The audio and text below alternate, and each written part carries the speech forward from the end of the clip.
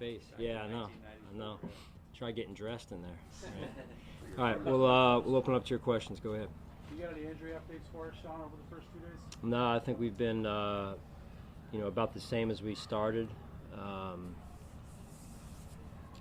Nothing significant at this point. So. And just your thoughts on bringing Isabella in? What's Yeah. the move there? Well, he's a little bit of a veteran player. I think he's been in the league around 3 years, and he's got speed, and we'll see. Speed's important, and we've tried to add speed this off season, and he'll add to the mix in there. You going with pads today? No. No. One more day here. How's I know it's early 3 days, but can you give us how's Torrance fitting in, looking? Is he getting it? Can you just kind of give us a quick update on him? Yeah, I'll do the best I can. Again, hasn't been in pads, and you're talking about an offensive lineman here, so. But he's into it. He's tracking, and on schedule at this point. It's early, but he's working hard. Some of the defensive players have talked about just the different looks the offense has shown between pre-snap motion and different guys out there with Kincaid and Hardy and Sherfield. Just what have you seen from the offense as far as maybe a difference from last year? Yeah, every team's different every year, right? So when you've got different personnel, you want to put them in position to be successful and use them to their strengths, and that's really what we're trying to do and learn right now, so that we evaluate each player and what he does best, and then put them in those positions. And really, our job is to build a system around the strengths of the players. So really, that's what we're evaluating in these early days right now. You said to kind of pump the brakes a little bit on Dalton Kincaid. Did I say pump the brakes? It was something. Are those your words? That's me kind of saying what you were alluding to, that we all needed to step back a little bit. After 3 days, he hasn't helped your argument there because he's looked pretty good. What have you seen from him? Yeah, Josh, I feel like again, he's off to a good start. We opened up that first day with a red zone day, which we normally do, and he was productive down there. Again, he's still a rookie, right? So he's working hard to learn the playbook, learn the nuances of the playbook, get on the same page with Josh. All those things take time, and it takes reps. Bless you. And then the other piece is the blocking piece that'll be on display when we put the pads on tomorrow here. Does it seem like it needs work? I'm sorry? Is that the part that maybe needs the most work? Well, I don't know. We haven't seen it yet, so we're not able to do that until tomorrow. So I think we'll get a better feel tomorrow as to what that looks like. Sean, for the most part, you guys have been pretty hesitant to give a huge role to rookies throughout the time you've been here.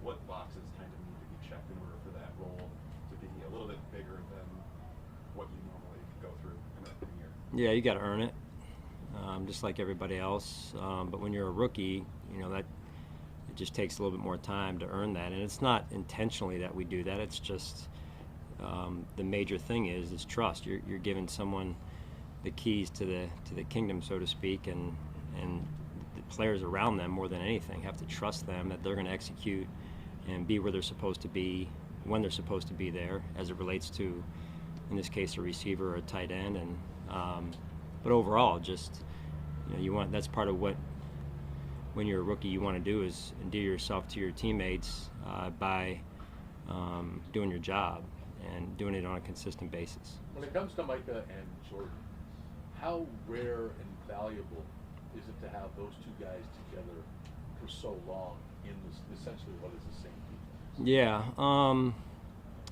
we were kind of joking around, talking the other day.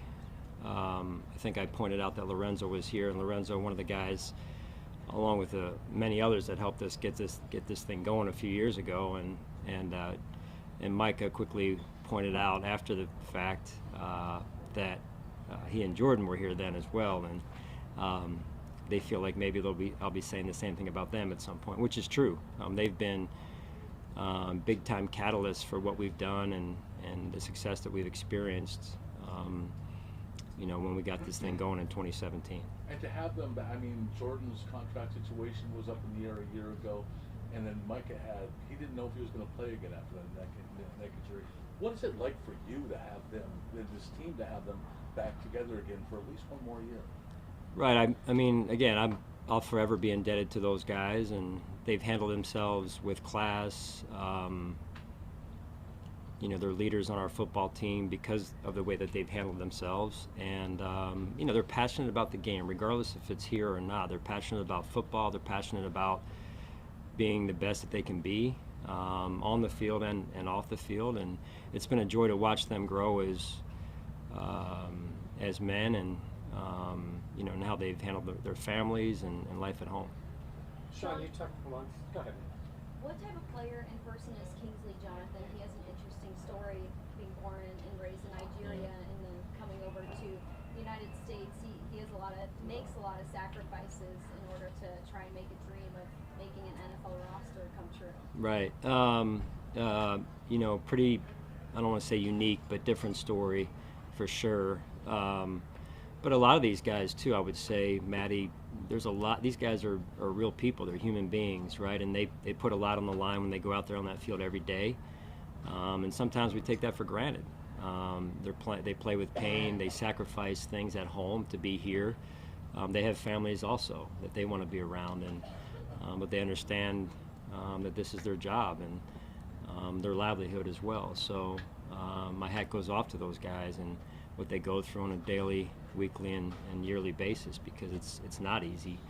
And so in Kingsley's situation, here's a young player that's away from home in certain ways. And I think he's off to a good start. He's passionate about the game. He learns, he studies, and he plays hard.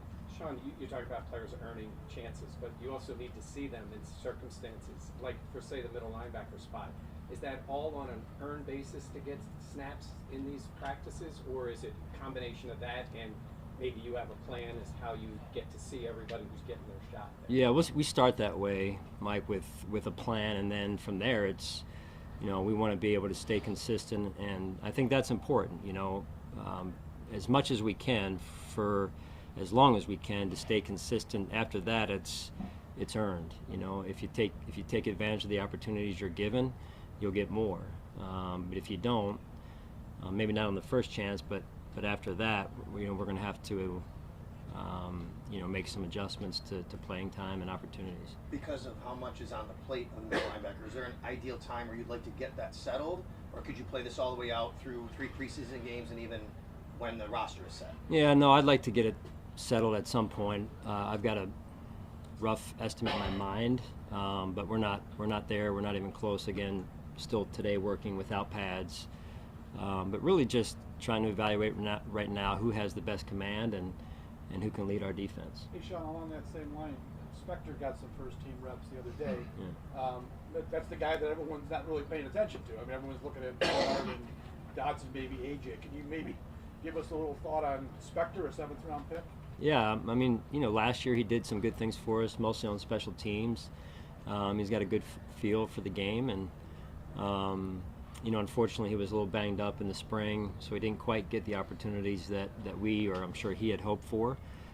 So we started, you know, with him in the rotation like we had hoped to do in the spring, and we'll see where it goes from there. Boyd said, Poyer said he was really impressed by the kid, the way he moves in space and all that. Is that one of the things that attracts you to him? Is athleticism maybe in that spot? I think a good overall football player, right, in any capacity. So, you know, again, we'll see where it goes from here. Sean, we've talked a lot about with that linebacker spot, you know, needing to see the pads on and all that for that competition, but the less tangible part is that communication, understanding the defense. How do you measure that? Like, what are you looking for when you're trying to gauge, like, he's got the defense down, he's got the command, like, what are you looking for? Yeah, like I mentioned a few minutes ago, it's command of the defense, right, and knowing one's job, being able to tell other people what their job is, and when you see a bad alignment formationally, whatever it is, to get that straightened out, all before the snap of the ball. And then the leadership piece is evaluated as well, because it's a position that comes with a great amount of leadership in the job description. So voice inflection, command, leading by example, being able to tell somebody the truth when they're not doing what we need them to do, and it's really a coach on the field in a lot of ways, but hopefully a lot more talented than the coach sitting on the sideline. Do you ever talk to like the veteran? I mean, just because there's a younger guy going into that spot, do you talk to like the Micahs and the Jordans to see like what they're seeing, like because they're the ones like kind of having that communication, or is it more like what the coaches are seeing? Try and factor in as much as I can, get as many opinions on it as I can, because that is important that the guys that are out there around that player trust that player, and getting their opinion is important to me. Ultimately, obviously, I'll have the final say on it. There's always a significance of going into pads. When it comes to DeMar, is there an extra significance to that, given what he's gone through, and really hasn't put pads on since what happened? Extra significance to DeMar going into putting the pads on tomorrow and just taking that next step in his progression. What do you make of that, and what might you look for Pam, or what do you make of that? Yeah, I think awareness is important, right? You've got X amount of guys out here, and then you have DeMar in there as well, and trying to make it as normal as possible, but also understanding it may not be quite as normal as we'd want it to be. So because of what's in the past. So, but like I said before, we're going to support him through this, and to this point, he's done a phenomenal job, just taking it one day at a time. Sean, I know the sample size is kind of small right now, but just your takeaways from Kuna Ford, how he's getting assimilated to that room, and kind of what are your takeaways, what's kind of showing up to you so far on him? Yeah, he's done a really good job. He doesn't say much. He's a pretty quiet young man, but I respect that when people just let their actions speak. And he knows the defense, and he's learned the defense in a short amount of time being with us. I think we added him somewhere in the spring when we were on the LTAs, obviously, but mid-spring overall.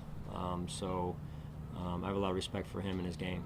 Kyrie has talked a lot this offseason about time on task and the reps, and how much that helped him just get comfortable with what you're asking him to do.